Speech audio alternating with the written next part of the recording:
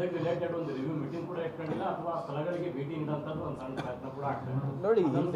ಇನ್ನು CM ಅವ್ರದ್ದು ಏನು ಪ್ರೋಗ್ರಾಮ್ ಬಂದಿದೆ, ಖಂಡಿತವಾಗೂ ಈಗ ಸಾಯಂಕಾಲ ಇಲ್ಲಿದ್ದಾಗ ಅಧಿಕಾರಿಗಳಿಗೆ ಕರೆಸಿ ಮಾತಾಡಿದ್ರು. ಇಲ್ಲ, ಖಂಡಿತವಾಗೂ ಅಧಿಕಾರಿಗಳ ಮೀಟಿಂಗ್ ಈಗ ನಾನು ಹೇಳ್ದಂಗೆ ಈಗ ಎರಡನೇ ಸುತ್ತಿ ಮೊದಲನೇ ಸುತ್ತಿನ ಮಳೆದು ಕಂದಾಯ ಸಚಿವರು ಇರ್ಬೋದು, ಕೃಷಿ ಸಚಿವರು ಇರ್ಬೋದು, ನಾನಿರ್ಬೋದು, ಎಲ್ಲರಿಗೂ ಸೇರಿ ನಾವು ಆಗಲೇ ಒಂದು ಸಭೆ ಮಾಡಿದ್ದೀವಿ. ಅದಾದಮೇಲೆ ಮಾನ್ಯ ಮುಖ್ಯಮಂತ್ರಿಗಳು ಒಂದು ಸಭೆ ಮಾಡಿದ್ದಾರೆ. ಅಷ್ಟರಲ್ಲಿ ಇನ್ನೊಂದು ಸರಿ ಮಳೆ ಬಂದಿದೆ, ಇನ್ನೂ ಸಮಯ ಇದೆ.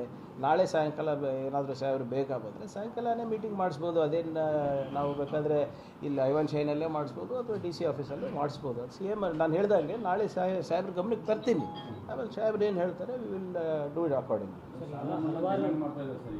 ಸಾರಿ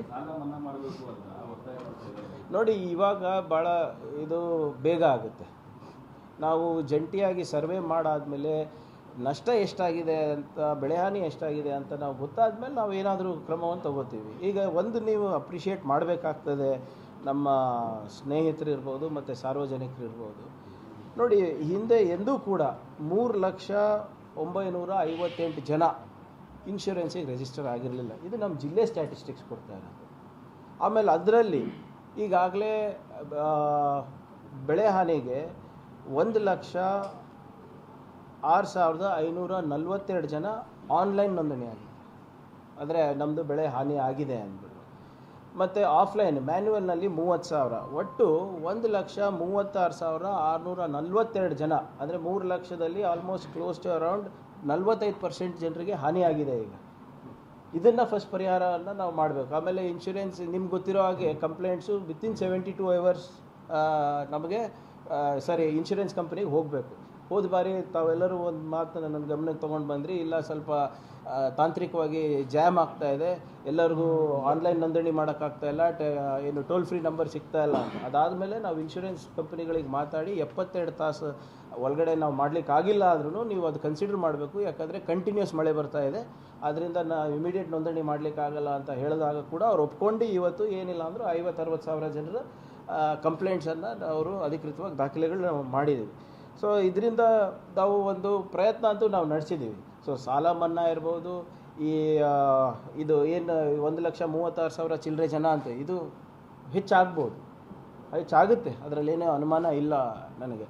ಆದರೆ ನನ್ನ ಮನವಿ ಏನಂದರೆ, ದಯವಿಟ್ಟು ನಮ್ಮ ರೈತ ಬಾಂಧವರಿಗೆ ಸರ್ವೆ ನಂಬರು, ಕ್ರಾಪ್ ಲಾಸು ಎಷ್ಟಾಗಿದೆ ಅದನ್ನು ಸರಿಯಾದ ರೀತಿಯಲ್ಲಿ ಬೇರೆ ಮಟ್ಟದಲ್ಲಿ ನಮಗೆ ಪಂಚನಾಮ ಮಾಡೋಕ್ಕೆ ಅನುಕೂಲ ಮಾಡಿಕೊಟ್ರೆ ನಾವು ಅವ್ರಿಗೆ ನ್ಯಾಯ ಒದಗಿಸ್ಕೊಡ್ಬೋದು. ಅಂದರೆ ನಮಗೂ ಕಷ್ಟ ಆಗುತ್ತೆ. ಬಟ್ ಇಷ್ಟೆಲ್ಲ ಪ್ರಯತ್ನ ಬೇರೆ ಯಾವ ಜಿಲ್ಲೆನಲ್ಲೂ ನಡೆದಿಲ್ಲ, ಅದನ್ನು ಕೂಡ ತಾವು ಖಾತ್ರಿಪಡಿಸ್ಬೋದು. ಬೇರೆ ನೀವು ಬೀದರ್ ನೋಡಿ, ಯಾದಗಿರಿ ನೋಡಿ, ವಿಜಯಪುರ ನೋಡಿ, ಕೊಪ್ಪಳ ನೋಡಿ, ಎಲ್ಲ ಬೇರೆ ಜಿಲ್ಲೆಗಳು ನೋಡಿದ್ರೆ ನಮ್ಮ ಜಿಲ್ಲೆ ಈ ನೋಂದಣಿನಲ್ಲಿರ್ಬೋದು, ರೈತರಿಗೆ ನ್ಯಾಯ ಕೊಡಿಸೋದ್ರಲ್ಲಿರ್ಬೋದು ನಾವು ಮುಂಚೂಣಿನಲ್ಲಿದ್ದೀವಿ. ನಾವು ಭಾಳ ಹ್ಯಾಂಡ್ಸ್ ಆನ್ ಆಗಿ ನಾವು ಕೆಲಸ ಮಾಡ್ತಾಯಿದ್ದೀವಿ. ನಮ್ಮ ಕಂದಾಯ ಇಲಾಖೆ ಇರ್ಬೋದು, ನಮ್ಮ ಹಾರ್ಟಿಕಲ್ಚರ್ ಡಿಪಾರ್ಟ್ಮೆಂಟ್, ಅಗ್ರಿಕಲ್ಚರ್ ಡಿಪಾರ್ಟ್ಮೆಂಟು, ನಾವು ಜಿಲ್ಲಾಡಳಿತ ಎಲ್ಲರೂ ಸೇರಿ ಇವತ್ತು ಆಲ್ಮೋಸ್ಟ್ ಎವ್ರಿ 3 days ನಾವು ಮೀಟಿಂಗ್ ಮಾಡ್ತಾ ಇರೋದ್ರಿಂದ, 4 ದಿನಕ್ಕೊಮ್ಮೆ ಮೀಟಿಂಗ್ ಮಾಡ್ತಾ ಇರೋದ್ರಿಂದ ಅಥವಾ ಸಂಪರ್ಕದಲ್ಲಿರೋದ್ರಿಂದ ಇವತ್ತು ನಮಗೆ 650 ಕೋಟಿ ರೂಪಾಯಿ ಸಿಕ್ಕಿದೆ. ಬೇರೆದೆಲ್ಲ ತಿರಸ್ಕಾರ ಆಗಿದೆ.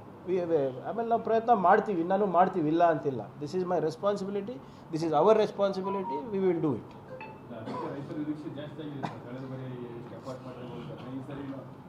ಈಗ ಅದೇ ಯಾವುದು ಮಾಹಿತಿ ನಮಗೆ ಖಚಿತ ಸಿಗುತ್ತೆ ಅದಕ್ಕೆ ನಾವು ನ್ಯಾಯ ಒದಗಿಸ್ಕೊಡ್ಬೋದು. ನಾವು ಬರೀ ಮಾತಾಡಿ ಇಲ್ಲ ನಂದು ಹೋಗಿದೆ ಅಂತ ಹೇಳಿದ್ರೆ ಕಷ್ಟ ಆಗುತ್ತೆ. ಆಮೇಲೆ NDRF SDRF ನಾರ್ಮ್ಸ್ ಅಂತೂ ನಿಮ್ಗೆ ಗೊತ್ತಿದೆ. ಮೋದಿ ಸರ್ಕಾರ ಬಂದಮೇಲಂತೂ NDRF ನಾರ್ಮ್ಸ್ ಪ್ರಕಾರ ಬರಾನೂ ಆಗಂಗಿಲ್ಲ, ನಿಮಗೆ ಅತಿವೃಷ್ಟಿನೂ ಆಗಂಗಿಲ್ಲ. ಈಗ ಅಂಥ ಸನ್ನಿವೇಶಗಳಲ್ಲಿ ನಾವು ಇನ್ಶೂರೆನ್ಸ್ ಮಾಡಿಸೋದು ನಮ್ಮದು ಒಂದೇ ದಾರಿ ಇದೆ. ಅದನ್ನು ನಮ್ಮ ಜಿಲ್ಲೆಯಲ್ಲಿ ನಾವು ಮಾಡ್ತಾ ಇದ್ದೀವಿ. ಎಸ್ ಡಿಲೇ ಇಲ್ಲ ಅದು ಯಾಕಂದರೆ ಅಲ್ಲಂ ಪ್ರಭು ಅವ್ರು ಈಗಲೇ ಹೇಳ್ತಾ ಇದ್ರು, ಬಿಸಿಲು ಬಿದ್ದ ಮೇಲೆ ಗೊತ್ತಾಗ್ತದೆ ಅದು ಕರೆಕ್ಟಾಗಿ. ಸೊ ಅದಕ್ಕೆ ನಾನು ಹೇಳ್ದಂಗೆ 72 ತಾಸಲ್ಲಿ ಅಷ್ಟೇ ಅಲ್ಲ, ಅದಾದಮೇಲೆ ನಾವು ನಿಮಗೆ ಕರೆಕ್ಟ್ ಆದಂಥ ಜಂಟಿ ಸಮೀಕ್ಷೆ ಕೊಡ್ತೀವಿ. Let there be ground truthing also by insurance companies. ನಿಮಗೇನಾದರೂ ಅನುಮಾನ ಇದ್ದರೆ ಗ್ರೌಂಡ್ ಟ್ರೂತಿಂಗ್ ಮಾಡಿ ಅಂತ ನಾವು ಹೇಳಿದ್ದೀವಿ. ಅದು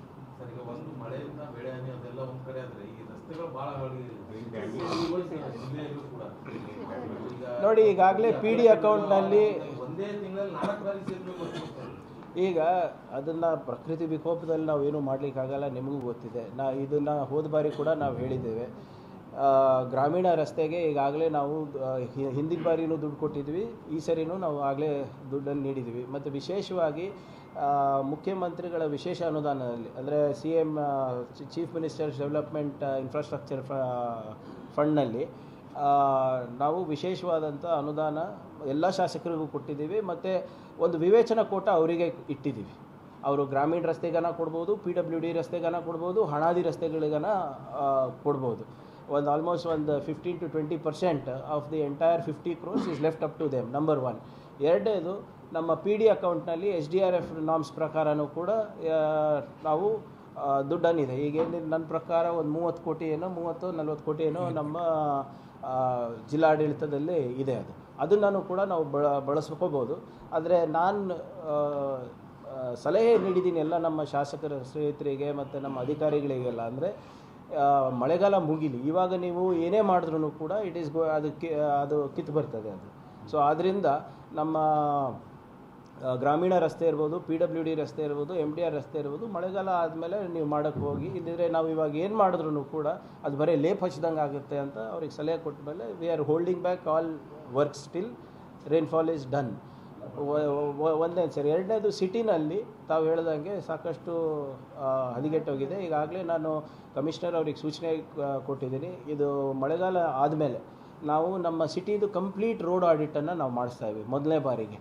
ರೋಡ್ ಆಡಿಟ್ ಅಂದರೆ ಏನಂದರೆ, ಯಾವುದಕ್ಕೆ ನಾವು ಬರೀ ಗುಂಡಿ ಮುಚ್ಚಬೇಕಾ, ಇನ್ನೊಂದು ಹೊಸ ರಸ್ತೆನೇ ನಿರ್ಮಾಣ ಮಾಡಬೇಕಾ, ರೀಕಾರ್ಪೆಟಿಂಗ್ ಮಾಡಬೇಕಾ, ಅಥವಾ ಹೊಸ ಸಂಪರ್ಕ ರಸ್ತೆಗಳನ್ನು ಕಲ್ಪಿಸ್ಕೊಡ್ಬೇಕಾ ಅಂತ. ಯಾಕಂದರೆ ಈಗಾಗಲೇ UGD ನೆಟ್ವರ್ಕ್ಗಳನ್ನು ನಾವು ಸಮರ್ಪಕವಾಗಿ ಮಾಡಬೇಕು ಅಂತ ಈಗ ತೀರ್ಮಾನ ತೊಗೊಂಡು ಅದಕ್ಕಾಗಲೇ ದುಡ್ಡು ಕೂಡ ನಾವು ಮೊದಲೇ ಕಂತಲ್ಲಿ ಬಿಡುಗಡೆ ಮಾಡಿ, ಲಾಲ್ಗೆರೆ ಕ್ರಾಸ್ ಇರ್ಬೋದು, ಮಿಕ್ಕಿದಿರ್ಬೋದು, ಅದು ನಾಡಿದ್ದು ಮಾನ್ಯ ಮುಖ್ಯಮಂತ್ರಿಗಳು ಚಾಲನೆ ನೀಡ್ತಾರೆ.